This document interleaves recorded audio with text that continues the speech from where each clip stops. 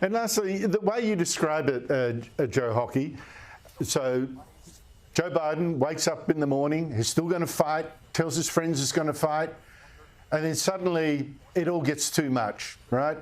People are praising him for his patriotism in putting the nation, his party, above himself. But seriously, this guy was blasted out, wasn't he?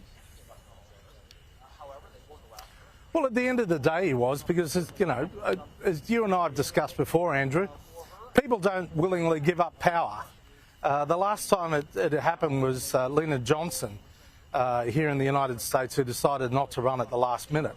And that last minute was, in fact, well before this point in the electoral cycle back in the late 60s. So it's uncharted territory, this. And Joe Biden has been a fighter all his life. One of the interesting stats is that this is the first presidential, vice presidential election in nearly 50 years when you haven't had a Bush, a Biden or a Clinton on one of the tickets. This is the first time in nearly 50 years, and since 1976. So that name recognition of the Bushes, the Bidens, the Clintons, that is worth a lot in a country that relies on voluntary voting.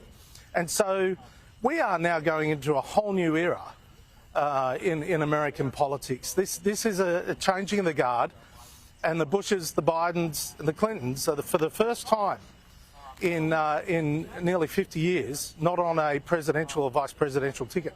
Well, the Democrats are making a lot about this changing the guard, the passing on of the torch and all that, and making the point that here's Kamala Harris, 59. Now the oldest person in the race is Donald Trump at 78. But the point is, the difficulty for the Democrats here, surely, Joe Hockey, is this. Yes, they've got the new generation candidate, but they've got one that's pushing the old Joe Biden policies. That's the problem. It's a new candidate for the old agenda. They really might, in a perfect world, they would have a new candidate with a new agenda. They don't have that. Well, this is a test for Kamala Harris. Will she have her own agenda? I suspect she will. She'll try and present a new agenda, but there's no way she can just abandon all the things that the Biden administration has done, because she was the vice president. She was the running mate. And frankly, the agenda that Biden has rolled out is what has held together the Black Caucus, has held together Bernie Sanders and AOC and the left wing of the party. They've been part of it. The Democrats have, in the main, been actually pretty disciplined. And when Bernie Sanders says that Joe Biden's been the best president in many, many years, then you can be sure that the agenda was pretty left-wing. And so now Kamala Harris is going to try and protect that, but she has to reach out.